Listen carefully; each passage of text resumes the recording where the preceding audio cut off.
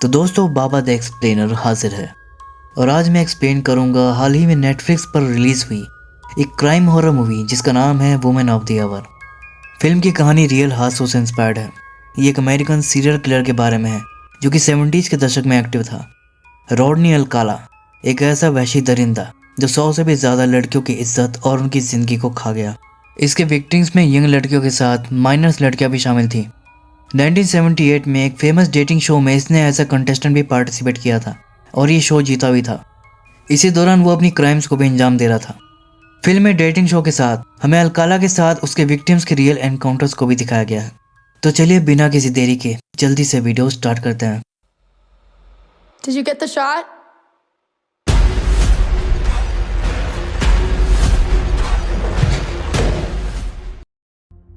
तो फिल्म में total 4 timelines को दिखाया गया है। 1971 Alcala encounters with Charlie, 1977 Alcala encounters with Christine, 1978 the dating show Alcala encounter with Cheryl और 1979 Alcala encounter with Amy. Film की ओपनिंग सेकंड टाइमलाइन से होती है, यानी कि 1977, जहां पर अल्काला क्रिस्टीन नाम की लड़की की फोटोग्राफी कर रहा था।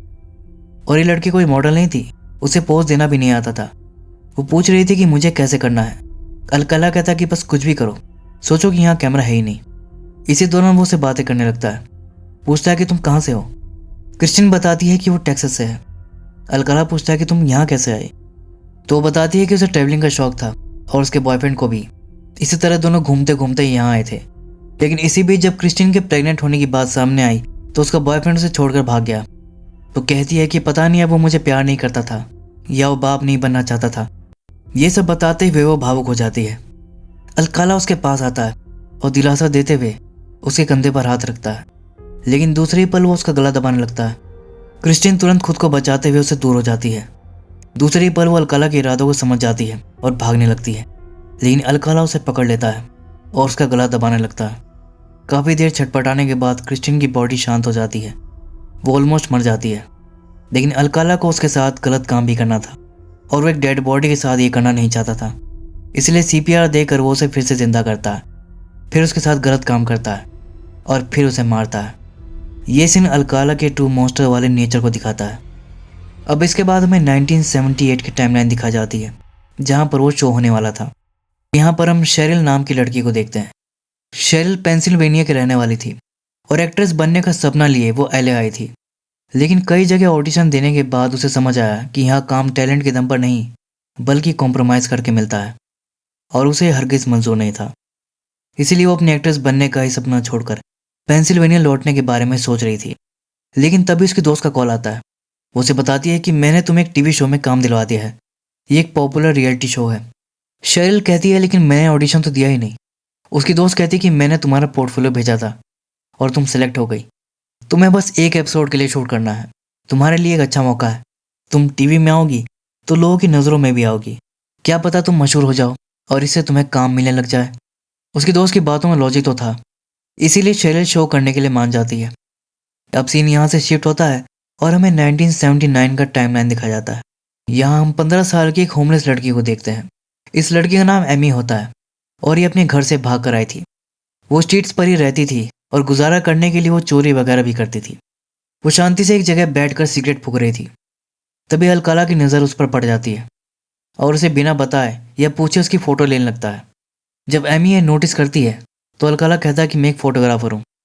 सब्जेक्ट, बैकग्राउंड, लाइटनिंग वगैरह बिल्कुल परफेक्ट थी, इसलिए सोचा कि कैप्चर कर लेना चाहिए। फिर वो एमी की खूबसूरती की तारीफ करने लगता है और उसे हॉलीवुड की एक एक्ट्रेस लिंडा मैन से भी कंपेयर करता है, डेज ऑफ हेवेंस वाली। फिर अल्काला उसकी कुछ पोर्ट्रेट्स लेता है। वो कहता है कि एक फ़ोटो कॉन्टेस्ट के लिए उसे सब्जेक्ट की तलाश थी और तुम उसके लिए परफेक्ट हो। अल्काला फोटोग्राफी के बहाने से ही लड़कियों को फंसाता था। इसके बाद मूवी पहले टाइमलाइन में शिफ्ट होती है, यानी कि 1971, जहां चार्ली नाम की एक लड़की रिसेंटली अपने नए अपार्टमेंट में शिफ्ट हुई थी। ट्रक से उसके सामान को उतारा जा रहा था। चार्ली कहती है कि इन्हें अंदर भी रखवा दो, लेकिन ट्रक वाला मना कर देता है और सामान बाहर छोड़कर ही चला जाता है। तभी अनलकीली चार्ली की नज़र अल्काला पे पड़ जाती है, जो स्ट्रीट्स में फोटोग्राफी कर रहा था। सामान उठवाने में वो अल्काला से हेल्प मांगती है और अल्काला उसका सामान उठवा देता है। उसको थैंक्स बोलने के लिए चार्ली उसे बियर ऑफर करती है और फिर दोनों बैठकर बातें करते हैं। इम्प्रेशन झाड़ने के लिए अल्काला लंबी लंबी फेंकने लगता है कि रोमन पोलांस्की उसका क्लासमेट रह चुका है। ये डायरेक्टर रोमन पोलांस्की की बात कर रहा है, जिन्होंने रिपल्शन और रोजमेरी बेबी जैसी हॉरर मूवी को डायरेक्ट किया है। लेकिन अल्काला का यहाँ पोपट बन जाता है, क्योंकि चार्ली रोमन पोलांस्की को जानती नहीं थी। उसने रोजमेरी बेबी तो देखी थी, लेकिन डायरेक्टर का नाम उसे नहीं पता था। तो कवर करने के लिए वो फिर से फोटोग्राफी पर आ जाता है। फिर बात करते करते जब उसे मौका मिलता है तो अचानक से वो चार्ली पर अटैक कर देता है और फिर उसे भी अपना शिकार बना लेता है। तो अब यहाँ पर स्टार्टिंग के 2 टाइमलाइन की कहानी खत्म हो चुकी है और बाकी की 2 ही बची हैं। 1978 के शो वाली एनकाउंटर विद शेरिल और 1979 की एमी वाली। ये सब मैं इसलिए बता रहा हूँ ताकि डिफरेंट टाइमलाइन से आप कंफ्यूज ना हो। तो यहाँ से हम वापस शो वाली टाइमलाइन पर चलते हैं, जहाँ शेरिल शो पर आ चुकी थी। ये एक डेटिंग शो होता है जिसमें शेरिल 3 मेल कंटेस्टेंट से सवाल पूछेगी और जो भी लड़का अपने जवाबों से उसे संतुष्ट करेगा वो इस गेम को जीत जाएगा और उसे शेरिल के साथ डेट पर जाने का मौका मिलेगा। शो का जो होस्ट होता है एड, वो शेरिल को कुछ इस तरह से इंट्रोड्यूस करता है। तो आज हमारे साथ हैं शेरिल। शेरिल एक एक्टर बनना चाहती हैं।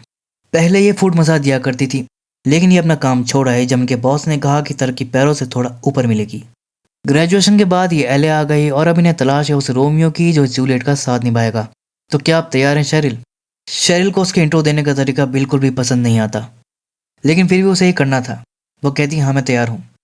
इसी के साथ गेम शुरू होता है और तीनों कंटेस्टेंट को इंट्रोड्यूस किया जाता है। पहला कंटेस्टेंट थोड़ा लल्लू टाइप का होता है, सेकंड कंटेस्टेंट कुछ ज़्यादा ही ओवर कॉन्फिडेंट होता है और तीसरा ऑब्वियसली अल्काला होता है, जिसका कॉन्फिडेंस बिल्कुल बैलेंस लग रहा था। ऑडियंस में लोरा नाम की लड़की उसे पहचान लेती है। वो घबरा जाती है कि आखिर ये राक्षस यहाँ कैसे पहुंचा, इसे यहाँ नहीं होना चाहिए। इधर एड गेम का रूल समझाता है कि शेरिल इन कंटेस्टेंट का नाम, काम और एज को छोड़कर कोई भी सवाल कर सकती है। लेकिन एक सीक्रेट रूल भी था जो वो नहीं बताता कि शेरिल को जो स्क्रिप्ट दी जाएगी उसी में से क्वेश्चन पूछने होंगे। फिर राउंड 1 शुरू होता है। शेरिल कंटेस्टेंट 1 से पूछती है कि इमेजिन करो कि तुम मेरे एक पढ़ाकू क्लासमेट हो और मुझे डेट पर ले जाना चाहते हो, कैसे पूछोगे? कंटेस्टेंट 1 इसका काफ़ी फुद्दू सा जवाब देता है कि हाय शेरिल, मैं एक पढ़ाकू क्लासमेट हूँ, मेरे साथ डेट पर चलोगी? सब लोग इस पर हंसते हैं। शेरिल भी समझ जाती है कि ये तो बिल्कुल लल्लू है। खैर फिर वो कंटेस्टेंट नंबर 2 से सवाल करती है कि इमेजिन करो कि तुम फुटबॉल टीम के कैप्टन हो, मुझे डेट के लिए कैसे पूछोगे? नंबर 2 इसका काफ़ी वाइल्ड आंसर देता है कि हाय कैसी हो बेबी, आज रात क्या कर रही हो? तुम चाहो तो आज हम गोल्स की प्रैक्टिस कर सकते हैं, तुम पोज बन जाना और गोल्स मैं कर दूंगा। फिर वो तीसरे कंटेस्टेंट की तरफ बढ़ती है। वो उसे पूछती है कि इमेजिन करो कि तुम कॉलेज के प्रोफेसर हो, तुम क्या कहोगे? अब नंबर 2 को टक्कर देने के लिए ये भी कुछ ऐसा ही जवाब देता है कि आज क्लास के बाद रुकना, मुझे तुम्हें कुछ चीज़ें सिखानी है। शेरिल कहती है अच्छा, तो क्या तुम मुझे सबक सिखाना चाहते हो? अल्काला कहता है कि जो सबक मैं सिखाऊंगा उसके लिए तुम्हें थोड़ा झुकना होगा। कंटेस्टेंट की इन बातों से शेरिल थोड़ा अनकंफर्टेबल हो जाती है, लेकिन ऑडियंस को मज़ा आ रहा था। बस लॉरा को छोड़कर उसका डर बढ़ता जा रहा था। वो अनकंफर्टेबल हो जाती है और शो के बीच में उठकर वहाँ से जाने लगती है, लेकिन उसका पैर एक वायर में फंसने के कारण एक मॉनिटर गिर जाता है और सबका ध्यान शो से हटकर लॉरा की तरफ चला जाता है। सिचुएशन को संभालने के लिए एड यहाँ पर ब्रेक ले लेता है और लॉरा वहाँ से निकल जाती है। एड यहाँ पर शेरिल की तारीफ करता है कि तुम अच्छा कर रही हो, ऐसे ही करती रहो। तभी मेकअप वाली वहाँ पर आती है। वो समझ जाती है कि शेरिल को ये सब अच्छा नहीं लग रहा। वो तीनों कुछ भी बोलने के लिए फ्री थे, लेकिन वो उनसे स्क्रिप्टेड क्वेश्चन ही पूछ सकती थी। मेकअप वाली शेरिल को सपोर्ट करती है। वो उसे स्क्रिप्ट से बाहर जाकर अपने तरह से खेलने के लिए कहती है और कहती है कि एड भी क्या ही कर लेगा, वैसे भी कौन सा तुम्हें यहाँ दोबारा आना है, जिससे शेरिल को हिम्मत मिल जाती है और फिर वो ऐसा ही करती है। इधर ब्रेक के दौरान ओवर स्मार्ट बनने के चक्कर में नंबर 2 अल्काला से कहता है कि मेरा मानना है कि कोई लड़की मेरे लायक है या नहीं ये उसके ब्रा के साइज से पता चलता है। अल्काला कहता है कि वो सब तो ठीक है, लेकिन इस लड़की को तुम भूल जाओ, क्योंकि लड़कियां हमेशा मैं लेकर जाता हूँ। बाहर लॉरा का बॉयफ्रेंड से बात करने आता है कि तुम ऐसे बीच में उठकर चली क्यों गई, तुम ठीक तो हो? लॉरा बताती है कि वो बैचलर नंबर 3 को जानती है। वो कहती है कि तुम्हें याद है मेरी फ्रेंड जिसका मर्डर हो गया था, लास्ट टाइम मैंने उसे जिस स्ट्रेंजर लड़के के साथ देखा था, मुझे उसी पर शक था। मैंने पुलिस को उसका हलिया भी बताया था। बैचलर नंबर 3 वही लड़का है, लेकिन उसका बॉयफ्रेंड उसे सीरियसली नहीं लेता। वो मानने को तैयार ही नहीं था कि एक हत्या के आरोपी को इतने बड़े शो में बुलाया जा सकता है। वो लॉरा से कहता है कि ये कोई और होगा, तुम्हें बस उसकी तरह लग रहा होगा। तुम्हें अपनी दोस्त की मौत का गहरा सदमा पहुंचा है, शायद इसीलिए तुम्हें वही लड़का सब जगह दिख रहा है। लॉरा इस बात से भड़क जाती है कि मुझे समझने की बजाय ये मुझे पागल ठहरा रहा है, और वो चिल्लाकर उसे वहाँ से भगा देती है। फिर फ्लैशबैक में हम देख पाते हैं कि लॉरा की फ्रेंड की मौत के सिलसिले में पुलिस वाले अलकाला से बातचीत करने तो आए थे, लेकिन अलकाला ने अपनी बातों से उन्हें टहला दिया था और वो लोग से छोड़कर चले गए थे। इधर प्रेजेंट में शो का तीसरा और लास्ट राउंड चल रहा था, जहां शेरिल खुद के बनाए हुए सवाल पूछती है कि बैचलर नंबर 1, किसी गर्म तवे पर 1 मिनट बैठना भी 1 घंटे जैसा लग सकता है, लेकिन लड़के के साथ बिताया 1 घंटा भी 1 मिनट जैसा लगता है। यह है आइंस्टाइन की थ्योरी ऑफ रिलेटिविटी। तुम्हारी थ्योरी क्या है? लेकिन बैचलर नंबर 1 को सवाल समझ में नहीं आता, वो कंफ्यूज हो जाता है। फिर शेरिल नंबर 2 से पूछती है कि अगर तुम किसी लड़की को डिनर पर ले जाते हो तो बदले में क्या एक्सपेक्ट करते हो? नंबर 2 यहाँ भी डर्टी प्ले करते हुए कहता है कि कम से कम वो मुझे डेजर्ट तो खिला ही सकती है, ब्राउनी विद क्रीम। फिर वो अलकाला से पूछती है कि नंबर 3 ये बताओ कि एक लड़के और मर्द में क्या फ़र्क होता है। अलकाला यहाँ नंबर 2 को धोते हुए काफ़ी स्मार्टली जवाब देता है कि एक लड़के को लगता है कि लड़कियों को खाना खिलाने के बदले उसे कुछ मिलना चाहिए, लेकिन एक मर्द ये अच्छी तरह जानता है कि डिनर से पहले डेजर्ट की बात करना बेवकूफ़ी है। शेरिल फिर से बैचलर नंबर 1 से पूछती है कि क्या तुम्हें अपने सवाल का जवाब मिला, लेकिन वो अभी भी कंफ्यूज था। शेरिल कहती है चलो मैं तुमसे एक आसान सा सवाल पूछती हूँ।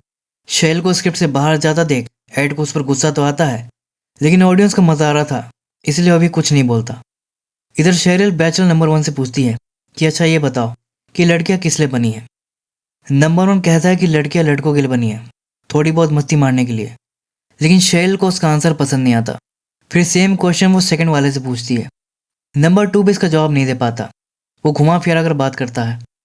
फिर वो सवाल अलकाला को पास कर देती है और अलकाला काफ़ी स्मार्टली वे में जवाब देता है कि लड़कियां उन्हीं के लिए बनी हैं जिन्हें वो चाहती हैं।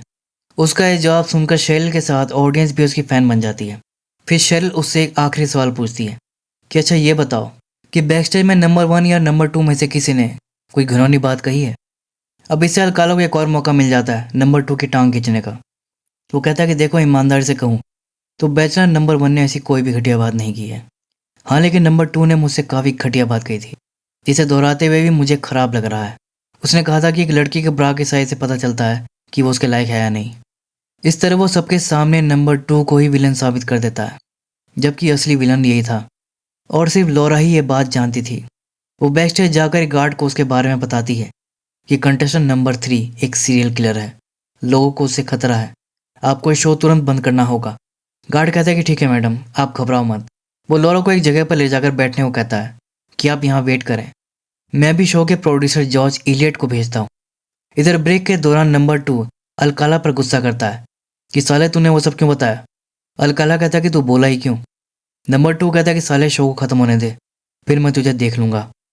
अलकाला कहता है कि लेकिन शो के बाद मैं तुझे दिखाई नहीं दिया तो चले काम करते हैं, अपना अपना विजिटिंग कार्ड शेयर कर लेते हैं ताकि बाद में मिलने में आसानी हो। लेकिन कार्ड की बजाय वो अपनी एक विक्टिम की डेड बॉडी का फोटो देता है। नंबर 2 ये देखकर डर जाता है। अलकाला कहता है कि डर मत, ये नकली है, और फोटो को च्युइंगम की तरह चबाता हुआ वहाँ से निकल जाता है। नंबर 2 समझ जाता है कि ये आदमी ठीक नहीं है। इसके बाद शो का लास्ट राउंड आता है जहाँ विनर को चुना जाना था। ऑब्वियसली शेरिल अलकाला को ही चूज करती है। वो कहती है कि मुझे उसकी सबसे अच्छी बात यही लगी कि उसे पता है कि लड़कियां किस लिए बनी हैं। फिर शो को ख़त्म करते हुए एड सबकी आइडेंटिटी को डिस्क्लोज करता है, इंक्लूडिंग बैचलर नंबर 3, कि इनका पूरा नाम रॉडनी अलकाला है और वो टेक्सास से बिलोंग करते हैं। इनकी हॉबीज़ है मोटरसाइकिलिंग, स्काई डाइविंग और फोटोग्राफी। इंट्रो के दौरान जब नंबर 2 की बारी आती है तो गले मिलने के बहाने से वो शेरिल को धीरे से बोलकर जाता है कि उस कमीने अलकाला से थोड़ा संभल कर रहना। यहाँ प्राइज के तौर पर अलकाला को शेरिल के साथ एक डेटिंग ट्रिप पर जाने का मौका मिलता है, जिसका खर्चा शो वाले ही उठाएंगे। इधर शो भी खत्म हो चुका था और दूसरी तरफ लॉरा अभी भी प्रोड्यूसर का वेट कर रही थी। तभी वहाँ एक सफाई वाला आता है। लॉरा उसे पूछती है कि क्या आप मेरी मदद करेंगे, मुझे शो के प्रोड्यूसर जॉर्ज इलियट से मिलना है। वो आदमी कहता है कि तुम्हारे साथ किसी ने मजाक किया है, क्योंकि जॉर्ज इलियट मेरा नाम है। और लॉरा को समझ आता है कि गार्ड उसकी मदद करने के बजाय उसे टहला रहा था और वो निराश होकर वहाँ से जाने लगती है। वो आदमी कहता है कि देखो कोई बात है तो मुझे बताओ, मैं तुम्हारी मदद करूँगा। लेकिन लॉरा को अब किसी से भी उम्मीद नहीं थी, खासकर मर्दों से तो बिल्कुल भी नहीं। वो वहाँ से चली जाती है। इधर शो के बाद अलकाला शेरिल से डेट के लिए पूछता है। वैसे बाद में जाने ही वाले थे, लेकिन वो अभी के लिए पूछ रहा था और शेरिल मान भी जाती है। कहती है जहाँ चाहे ले चलो। जानबूझकर वो शैल को एक बकवास जगह लेकर जाता है। शैल को वहाँ अच्छा नहीं लगता। फिर बातों ही बातों में शैल बताती है कि आज से पहले मैंने कभी डेट किया ही नहीं, मैं डेट करती ही नहीं। अलकाला पूछता कि तो तुम उस डेटिंग शो में क्या कर रही थी। शैल कहती है कि असल में मैं एक्ट्रेस बनना चाहती हूँ, मुझे लगा कि इससे लोग मुझे जाने लगेंगे और मुझे आसानी से काम मिल जाएगा। अलकाला कहता है, ओ अच्छा, तो तुमने नोटिस होने के लिए सब किया, लेकिन कुछ लोग ऐसे होते हैं जो नोटिस होना नहीं चाहते। अब धीरे धीरे शैल को कुछ बुरी वाइब्स आने लगती हैं। उसे अलकाला सही आदमी नहीं लग रहा था। रेस्टोरेंट भी बंद होने वाला था। वो अलकाला से विदा लेकर वहां से जाने लगती है, लेकिन जाने से पहले अलकाला उसे नंबर मांगता है। शैल एक कार्ड पर नंबर लिखकर उसे देती है और वहां से जाने लगती है, लेकिन फिर वो नोटिस करती है कि अलकाला उसका पीछा कर रहा था। वो घबरा जाती है और तेज तेज चलने लगती है। अलकाला भी अपनी स्पीड बढ़ा देता है। फिर वो शैल से कहता है कि क्या तुम अपना नंबर रिपीट कर सकती हो कंफर्म करने के लिए। मुझे समझ नहीं आ रहा कि तुमने 4 लिखा है या 9। लेकिन शैल उसे रिपीट नहीं कर पाती क्योंकि उसने वो ऐसे ही लिख दिया था। अलकाला समझ गया था कि शेरिल ने उसे गलत नंबर दिया था। वो कहता कि मतलब तुम मेरे साथ डेट पर नहीं जाने वाली। शेरिल कहती कि नहीं, मैं तुम्हारे साथ कहीं नहीं जाने वाली।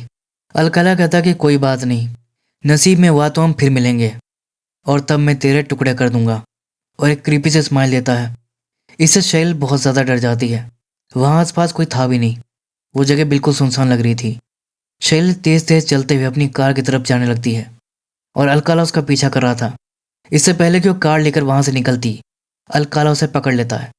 लेकिन तभी कुछ लोग वहां पर दिखाई देते हैं, इसकी वजह से अलकाला शैल को छोड़ देता है और उसे जाने देता है। और फिर लास्ट में हमें एमी और अलकाला का एनकाउंटर दिखाया जाता है। यहाँ मैं फिर से याद दिला दूँ कि ये 1979 का टाइम है। शो के जस्ट 1 साल बाद। वो अभी भी पकड़ा नहीं गया था और अपनी एक्टिविटी में लगा था। एमी जो एक 15 साल की टीनेजर लड़की थी, अलकाला ने उसे अपने प्रेम जाल में फंसा लिया था। आज वैलेंटाइन डे था और एमी ने उसे अपना वैलेंटाइन भी मान लिया था। अलकाला उसे एक डेजर्ट जैसे सुनसान एरिया में ले जाता है जहाँ पर वो उसकी फोटोग्राफी करता है और आखिर में उसे सन की तरफ देखते हुए पोज करने के लिए कहता है। एमी पोज करके खड़ी हो जाती है और मौका देखकर वो एमी पर अटैक कर देता है। फिर एमी को जब होश आता है तो उसे पता चलता है कि अलकाला ने उसके साथ गलत काम किया है और उसके हाथ पैर भी बांधे हुए थे। बगल में अलकाला मुंह के बल लेटकर रो रहा था। अब ऐसी सिचुएशन में कोई भी लड़की पैनिक कर जाती और वहां से तुरंत भागने की कोशिश करती, लेकिन उसके हाथ पैर तो बंधे हुए थे, इसीलिए यहाँ पर वो स्मार्ट प्ले करती है। इतना सब कुछ होने के बाद भी वो अलकाला से काइंडली डील करती है। वो अलकाला से कहती है कि क्या तुम ठीक हो? देखो, लगता है ये सब कुछ ज़्यादा हो गया, लेकिन प्लीज़ इसके बारे में किसी को मत बताना, नहीं तो मेरी बहुत बदनामी होगी। फिर वो प्यार से कहती कि मुझे अपने घर नहीं ले जाओगे। इन सब से अलकाला पिघल जाता है, जिसका फ़ायदा उठाकर एमी उससे अपने हाथ पैर खुलवा लेती है। इसके बाद अलकाला उसे अपने घर ले जाने लगता है और कार में उसे सॉरी बोलता है। एमी कहती है कोई बात नहीं बेबी, होता है। फिर रास्ते में गाड़ी एक मोड़ पर रुकती है। सामने एक दूसरा बंदा था जिसे एमी बड़ी उम्मीद से देख रही थी कि एमी के चेहरे की हालत और उसकी आंखें देखकर वो समझ जाए और उसकी मदद करे, लेकिन वो बंदा उसे इग्नोर मारकर चला जाता है। इसके बाद अलकाला एक गैस स्टेशन पर गाड़ी रोककर वॉशरूम जाता है। फिर जब वो वॉशरूम से वापस लौटता है तो उसे पता चलता है कि एमी वहां से भाग चुकी है। एमी को मदद भी मिल चुकी थी और उसने पुलिस को भी सब बता दिया था। इस तरह से एमी अलकाला से अपनी जान बचा पाई थी और उसे अरेस्ट करवा दिया था। और अगर आप सोच रहे हो कि यहाँ पर हैप्पी एंडिंग हो गई, तो ऐसा नहीं है, क्योंकि जल्दी ही अलकाला की माँ ने उसे बेल पर छुड़वा दिया था। फिर बाहर आकर उसने 2 और लड़कियों को अपना शिकार बनाया, जिसमें से एक 21 साल की थी तो दूसरी 12 साल की थी। इसके बाद उसे फिर से अरेस्ट किया गया। कोर्ट में साबित हुआ कि टोटल 8 लड़कियां अलकाला का शिकार बनी थी। अलकाला ने भी इस बात को माना, लेकिन अथॉरिटीज़ का मानना था कि अलकाला की 100 से भी ज़्यादा विक्टिम थी, लेकिन इसे प्रूव करने के लिए उनके पास एविडेंस की कमी थी।